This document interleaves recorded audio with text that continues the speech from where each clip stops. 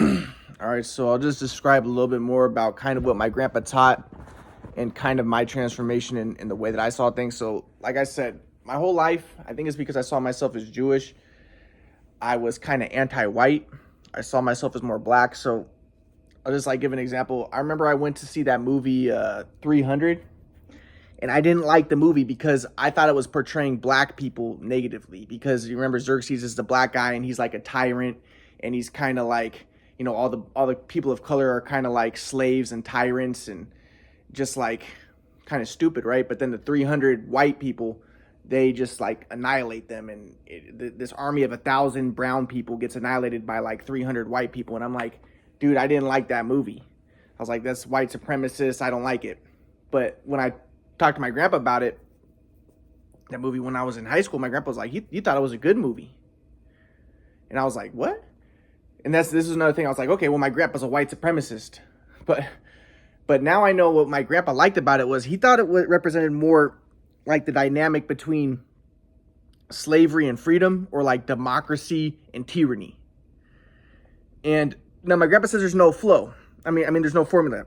He didn't say there's no flow. He said there's no formula. And he say in the flow, yes, sometimes you can discern what, you discern based on your surroundings, the time period, so on and so forth, what is the most appropriate thing to do. Now, there's no formula for the flow. My grandpa would say, if you are in a society where, and this is where, like, this is the racial, like the Proud Boys. The Proud Boys say, well, yeah, the reason why, like, Mexico or, the brown countries, they become tyrannies, like they take communism or Nazism or whatever, like they end up following tyrants, is because they think that people of color are just more stupid, and they need it, and they're too, well, my grandpa would say, maybe dualistic software, but they're too stupid and too impulsive and stuff to function under something that is not a tyranny. They need a tyranny. Now, of course, when I was my whole life I saw myself as like really anti-white and pro people of color. And I think it's because I wanted race mixing and stuff. So like I would have been like, no, it's not that. It's because of colonialism, and that's the only reason why they have tyrannies, because of colonialism. It's a white man's fault. And my grandpa would say it's never anybody's fault. It's always a software that's the issue, and upgrading the software, that's the only thing that you have to worry about. But I'll get to that later. But so like that's just one example. Like, so, but my point though is my grandpa kind of looked highly upon democracy though, because my grandpa's like, democracy is more conducive to the flow, he thought, at least, in this time period or whatever. But like my grandpa thought that probably, and even Socrates said that the best form of government is democracy, but he thought that even democracy had its faults, and even he thought that democracy would probably get taken over by tyrannies, because he thought that in democracies people get too much freedom, and you give people too much freedom, a lot of people are stupid, and then it's going to end up deteriorating. Like one thing that I think that he said was something like, people, if they choose their teachers, then they're not going to choose the best teachers. They're going to choose the teachers who they like. But people who they like is not necessarily the best. And eventually people are just going to get more stupid, and finally it's just going to devolve into a tyranny, But there were 4 governments that Socrates talked about. But anyways, so this is kind of like my ideas were always shaded by me seeing myself as Jewish and being anti-white. So like I didn't like the movie 300. I'm like, the black people in the movie are depicted as inferior, and I don't like that. There is no difference between blacks and whites. Race is a social construction, and that's the way I want to see things. But I guess I didn't get the point of the movie, because maybe I'm not that smart. Maybe I'm kind of dense, But my grandpa got the point. My grandpa was like, well, the movie's about like democracy versus tyranny. And yeah, democracy is more conducive to the flow. But I was always looking at the racial components, like, oh, the white people are depicted as superior, and I don't like the movie because, I wanted race mixing, and I wanted the blacks to be seen as superior, I wanted the white race to be annihilated, pretty much. That's the way I was my whole life, because I saw myself as more of a person of color, and I saw the whites as the biggest threat. But it's kind of crazy. It's kind of crazy that I was that way. But my grandpa would say that what it was I was expressing dualistic software. I was stuck in dualistic software. So another example of that would be like I watched that movie when I was in college, the movie about Nelson Mandela, where everyone, I forget the name of the movie, but Nelson Mandela's in it. He's the main character, and he brings about like rugby in South Africa. And I remember I didn't like the movie because in my mind I was like, because the movie, in the end of the movie, everyone's like happy and they're playing rugby together, and I'm like, okay, it's stupid. Rugby's a violent sport, and and it's kind of like the saying like the Aztecs got together because they had their blood sacrifices or their violent games that they played, and it brought the Aztecs together. But it's just like, I was just like, dude, it's a stupid movie, because in my mind I was like, I didn't like the white people, so I was like, I didn't want the white people and the black people to get along. I wanted the black people to overtake the white people and to take over. Like, I was basically a Satanist, dude. That's the way that in Hinduism, like, Satan is Shukracharya, and he wants the Dravidians to destroy the Aryans, and that's the way I was. I was basically, a Satan worshiper, but I didn't know that, because in my mind I thought, no, the white man's the devil. I thought that I was on the good side, but I was like, I thought the Aryans were the devil, right? But I was like, dude, I don't like the movie. It's kind of stupid. It would have been better if the black people didn't, like, okay, they get together because they're playing rugby together. I was like, it would be better if the black people just took over the white people, Now I know, like, I did some research from, what's that woman's name? Ann Coulter, and she was saying, like, that actually, because in my mind I was like, yeah, South Africa should be for Africans. It's Africa. Like, okay, they get along because they're playing rugby. I was like, that's bullshit. Just get rid of the white people, because I was anti-white my whole life. But then Ann Coulter, she would talk about that. Actually, South Africa wasn't even necessarily for the black people, because nobody lived there before the white people made it habitable.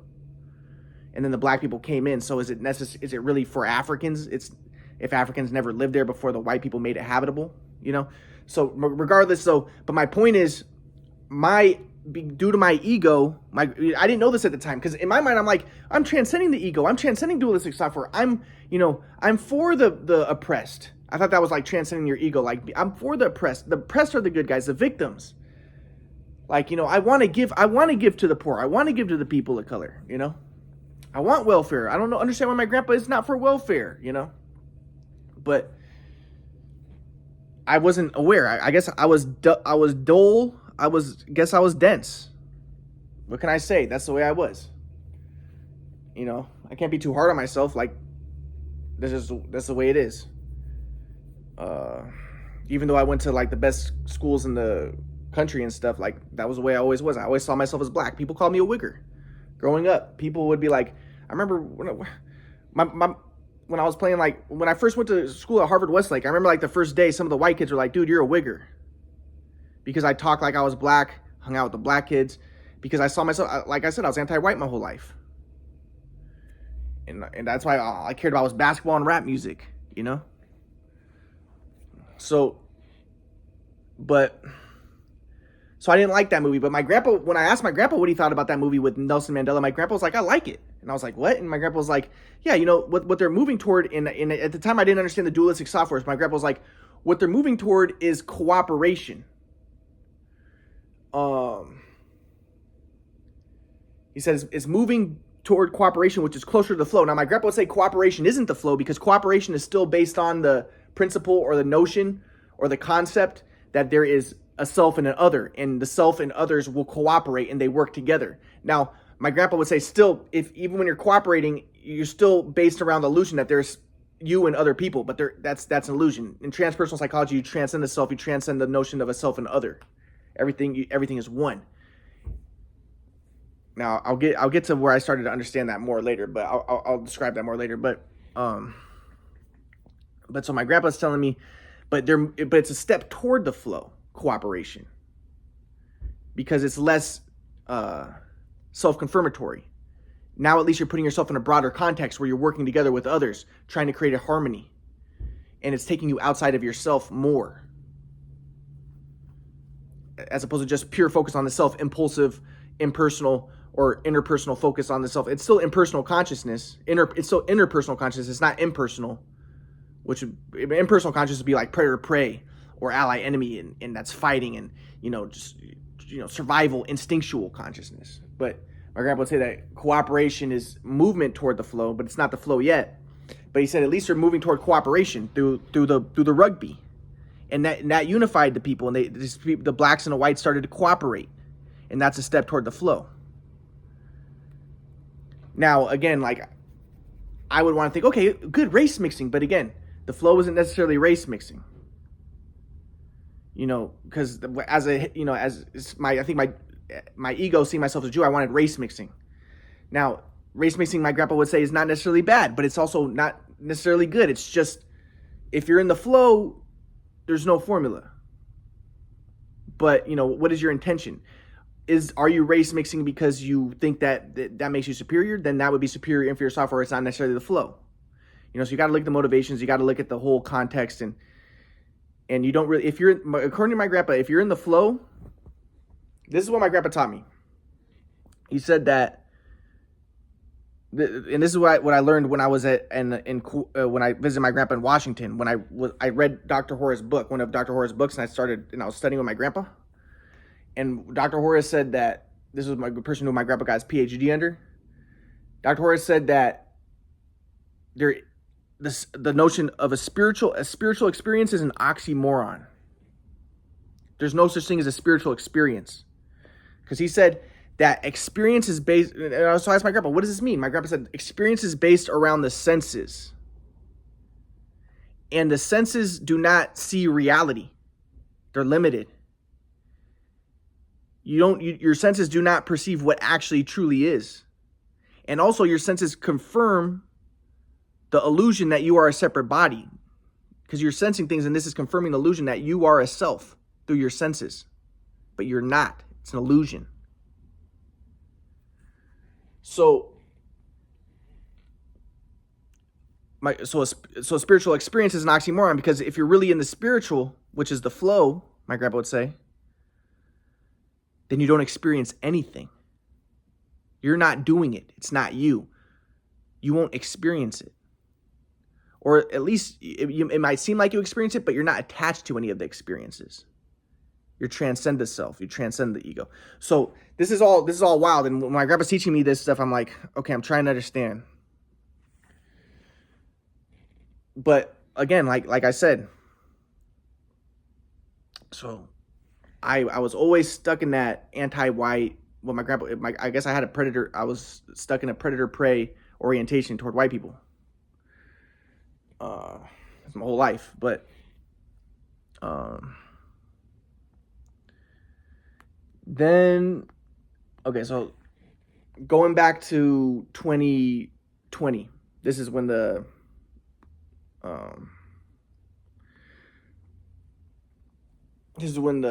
COVID hit. So I was still anti-white, or I became anti-white again, because this is the thing, like my grandpa so I was asking my grandpa questions, and I was like, well, grandpa, what do you think about race mixing and stuff? You know, or what do you think about, are blacks, are blacks this, you say that the people are not the same, everything is one, but, we're not equal either, because if you say we're equal, that's false, but my grandpa was like, well, there's black people in the flow, and there's also white people in the flow. There's black people in the flow also. And there's, any race could be in the flow. So I'm like, okay. So I'm thinking that okay, well, my grandpa wants race mixing. I couldn't quite understand what he meant by the flow. So anyways, I went back to my default, and I went back to being a leftist, anti-white leftist. And so I'll give kind of, and another thing that happened at that time was I was looking at videos that I made in 2013 when I was really an anti-white leftist communist, anti-white. And I'll kind of describe the way that I saw things. I'll try to explain more. So and I try to use the quadrant model to cement my anti-white ways. So what I tried to say is that the SJ people are the second quadrant people, and the NT people, so the SJ is sensory, these are the 4 personality types, are sensory judgmental people. The guardians, they're the second quadrant. The NTs are the intuitive thinkers, and that's the 4th quadrant. And I'm an NT when I did the personality type. I'm an INTP. Then there's the NFs, who are the intuitive feelers. I said they're the first quadrant. And then there's the SPs, which are the sensory perception people, and they're the third quadrant. And I wanted to say that each of the races is one of those quadrants. So I said that the Asian race is the first quadrant, NFs. The white race is the second quadrant, SJs. The black race is a third quadrant, SPs. And the brown race is the fourth quadrant, NTs. And what ultimately I wanted race mixing, and I wanted to defeat the white people because I saw the white people as the biggest threat to the Jews. I saw myself as Jewish. So what I was trying to do is I was trying to say, okay, the SJs tend to be more religious. This is what I wanted to believe, because I also connected them to each of the four fields of inquiry. So the first quadrant is the science. Second quadrant, so the first quadrant NFs are science. Second quadrant SJs are religion. Third quadrant SPs are art, and fourth quadrant NTs are philosophy. So that's the idealists are the first quadrant, the guardians, these are the four personality types. Idealists are the first quadrant, guardians are the second quadrant, artisans are the third quadrant, and rationals are the fourth quadrant. So I wanted to say, because I was an INTP, so I wanted to make the religion and philosophy are opposites. And I wanted to really make philosophy the best, the fourth quadrant the best. So I'm saying, yes, I'm an INTP, I'm a philosopher. Whereas the SJs, like my mom and dad, were SJs, and I wanted to look down upon them, and I want to look down upon white people because I wanted to see them as more like SJs. They're the second quadrant.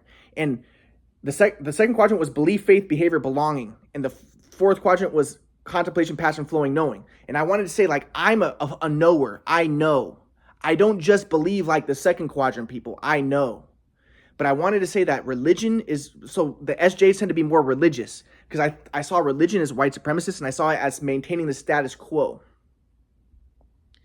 And I didn't like the status quo because I wanted to uproot everything. And I wanted to make the fourth quadrant brown people overtake the second quadrant white people.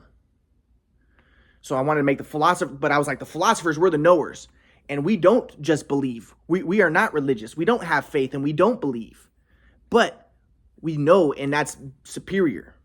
Because we don't, but I wanted to say that, so the fourth quadrant people like me, I'm more of a Marxist. And I'm more of a material, like I'm more of a Marxist, and I don't believe in the mythologies of religion. I'm more intelligent, and I'm a Marxist, and I'm a Freudian, and I see things the way they really are. And I recognize that religion is just a delusion, that these religious people are just delusional. But I don't see it that way anymore. But at this time, that's why I wanted to see it that way. Because I want to destroy religion. And I want to be like, philosophy is better than religion. The fourth quadrant is better than the second quadrant. And the fourth quadrant is to brown people, and the second quadrant is to white people. And I knew if I could destroy religion, then I would be able to destroy the white race, because I knew that religion upholds a white race, especially Christianity. And in regards to the four world religions, I saw Buddhism as the first quadrant, which is related to Asian people. The second quadrant is Christianity, which is most related to white people. The third quadrant is Islam, which is most related to black people. And the fourth quadrant is Hinduism, which is most related to brown people. And really, I wanted the third and fourth quadrant, the black and the browns, to overtake the Asians and the whites, and especially the whites. Because I saw them as the biggest threat to Jews. So I wanted to undermine religion and be like, yeah, I'm a philosopher like Nietzsche, and Nietzsche understands that religion is just hocus pocus, and it's just a desire for power by the weak, the priestly class who was weak, and that's the only way they can get power. And I want to just destroy religion. But really, I wanted to destroy the white race. And I wanted to make everyone want to be like me, like, oh, okay, okay, let's get rid of religion. Let's all be philosophers like Ryan, because he's the king. He's the philosopher king. And then sinisterly, I would destroy religion. So I was satanic, dude. I was satanic. And I realized that that's what Satan did in Hinduism. In the Sukracharya, in Hindu mythology, that's what he wanted to destroy religion. He wanted to destroy the Aryan race, and he was for the Dravidians. So it's crazy, man. It's crazy. But I didn't know all this at the time, but that's what I wanted at that time. And when in 2020, I went back to that default. I went back to seeing things that way. And I went back to being anti-white. And so I'll just give like some examples. Like, I remember I was posting on my Facebook, like, you know, that the Pharaoh in